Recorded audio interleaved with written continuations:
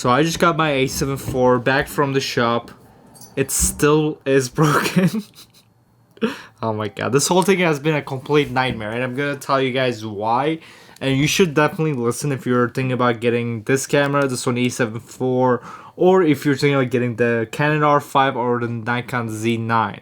Because this is not something that's actually wrong with the camera. The camera itself is fine. The reason why the camera broke, I'll explain to you in a bit.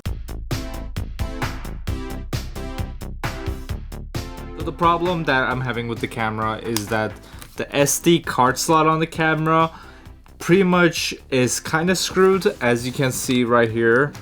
If I try to put an SD card in the SD card slot 1 right here, as you can see, it just goes in, clicks in, no problem. We try going to the slot, second slot right here, as you can see.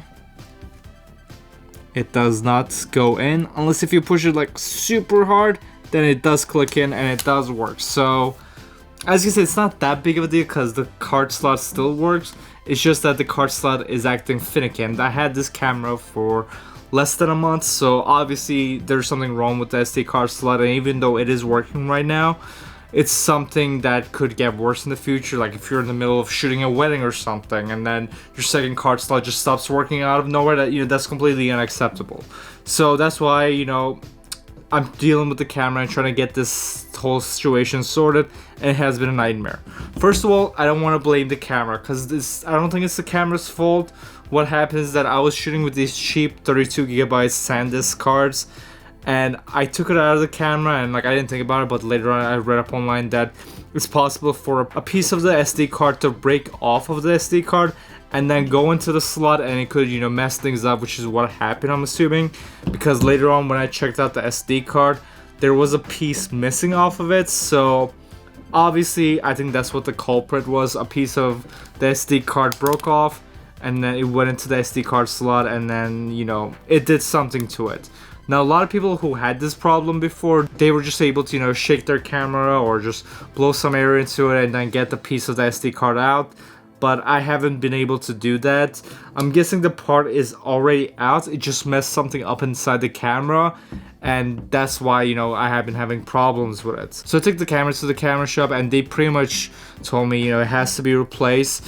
So they have to order parts from Sony, and then it's gonna take them over 2 weeks to get it. So I was like, what, let me just get my camera so I can just, at least use the camera, because it does still work. And once they do get the parts in 2 weeks, then I'm gonna send the camera back to them, and they're gonna fix up the camera, and then hopefully that everything will work fine. It might not, because with these cameras, the problem is that since they're so complicatedly, made, just if they want to just access this SD card slot, they pretty much have to take apart the whole camera and then take that piece out, replace it, and then put the whole camera back on. So just doing that alone, could break something else in the camera, which is what my main worry is. But the other problem is that, when this thing first happened, I was just like, what, this might be just a faulty camera. So I was like, what, let me just go to B&H, since that's where I bought the camera, and it hasn't been 30 days yet.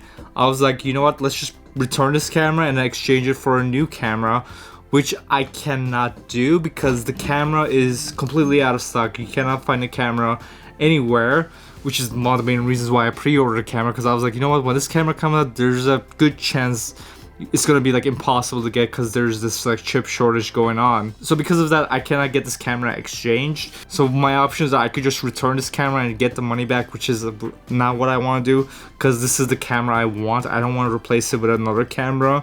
Personally, this is the perfect camera for me right now. There really isn't any other camera I would want. Honestly, I like this camera over the A7S III and the A7 I. So personally, this is the perfect camera Sony has made so far. So I didn't want to exchange for another camera, or I could have just returned the camera back to them, but then I would have just had to wait for the camera to be in stock again in order to get it again, which honestly, it could be tomorrow or it could be months from now on. So I didn't want to wait that long either. So now I pretty much just have to wait around for the extra parts to come into the repair shop, and then I can get this camera fixed properly. So in the end, it's not the biggest deal in the world because I still have my camera. Pretty much it works 99%. It's just when I'm trying to take the SD card in and out, there's a problem going on in the second slot that needs to be fixed, and hopefully it doesn't get worse. But as long as I don't really take out the SD card that much, then it's not gonna matter that much. I could always just use the SD slot 1, or I could also just use the USB-C port on the side to do file transfer, so it's not a big deal at all. But the problem is that if it was an actual big issue, you're pretty much screwed. You can either return your camera or you can try to get it repaired, but you have to wait like weeks and months to like be able to get the parts to do it. So it's kind of a nightmare right now. And the reason why I mentioned the Canon R5 and the Z9 is because those cameras are also on the same boats, where if both R5 and Z9 are also out of stock, and if you get those cameras and something happens to your camera, you're kind of screwed. You could possibly get returned and get your money back, but then when you do that, you don't have a camera, so I don't know, guys. It's kind of rough right now, All I'm gonna say is that if you are a photographer or videographer, take good care of your cameras. And also, I'm gonna give you guys a tip, is that the reason why I had this issue is because I was using a cheaper SD cards in this studio. I wasn't using my main cards. For your cards, I highly recommend getting these Sony Tough cards right here. The reason why I'm recommending them to you guys is because these cards are built differently compared to how regular SD cards are built. If this ever focuses right here, right there, right there. These cards are built with one mold, so these are just tougher in general. So you're not gonna have these, just flake off and get inside the camera and break it. So in that sense, I highly recommend getting these cards over any other SD card that's just built the regular type of way, where they're just using cheap plastics to build them. This is actually built with good plastics, so I definitely recommend these. But besides that, I honestly recommend just using the USB-C port to do file transfers. Don't bother taking the SD card in and out. The more moving parts you use with your camera, the more I feel like it's bound to break. And honestly, the door on this camera is very complicated to build. You have to push down on it, you pull on it, then you pull it up.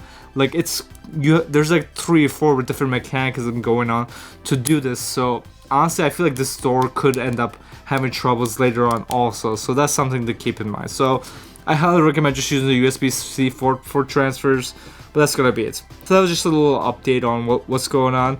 That's why I haven't been making videos for the past week, because I just been having to deal with this camera for the past week. So now that I have the camera back, I'm gonna be doing more videos, so make sure to subscribe to the channel. Because I will be definitely making more updates as I get my camera repaired and everything. And also just subscribe to the channel, because I'm just gonna be making a lot more videos just using this camera, talking about it. I'm also gonna be getting into more videography and photography stuff also. But anyways, guys, thanks for watching this video, and I'll see you guys in the next video. Goodbye.